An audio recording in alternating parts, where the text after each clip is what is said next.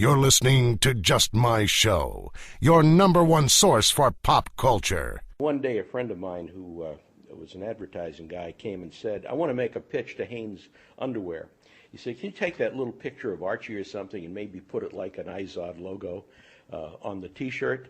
And I said, let me think about that, Ken. That was Ken Olshan at Wells Rich Green. And I went home that night and thought about, if you're going to do underwear, what you do is this, and started scribbling and sketched out to myself and sketched out Underoos.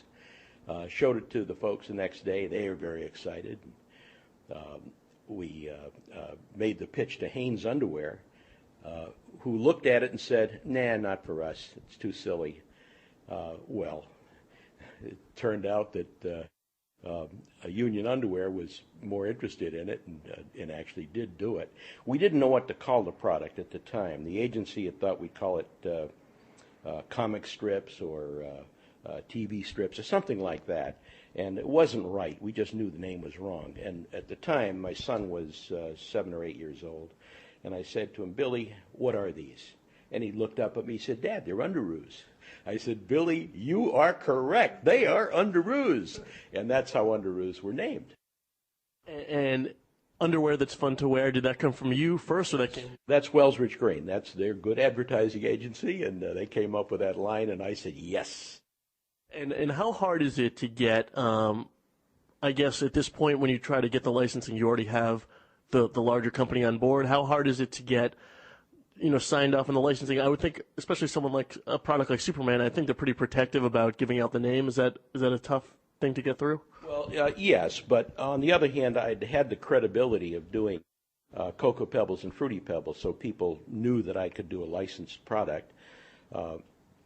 So even though I was on my own, I put together a good story about what this was about, and that if it didn't work, licenses would revert right away and so forth.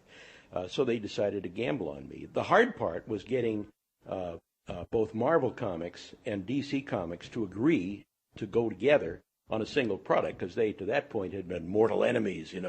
Spider-Man and Superman would never appear together anywhere. So it was a little tough job convincing them it would be okay to do it, but they liked the idea of Underoos too. Any time you build a product, you try to build something that taps along a mainstream of what people want. And of course, what Underoos tapped, as I said earlier, philosophy and psychology are my interests, were every kid's desire to be something else.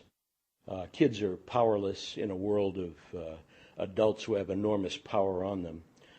They don't understand the world clearly, and even when Superman was invented by Schuster and Siegel, Jerry, and those kids in the Bronx, it was at a time when Jewish kids, in particular, at the time of the Nazis in the world, needed some transcendent, some way of showing there was something other than what they appeared to be on the surface.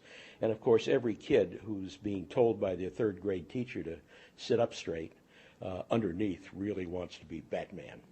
So what we did is we provided that facility. But what I was concerned about is the product was so powerful that I was worried that kids might think they could fly. So we went to good psychologists at Yale's school, psychiatric school, child psychiatric school, and worked with them and talked with them, and they looked at the product and they said, nah, not a problem. Kids are going to love it. It's okay. So I felt a lot better about it, and it confirmed that it would be an okay thing to do, and it worked out pretty well. Kids understand what it is and enjoy it. For more, go to www.justmyshow.com.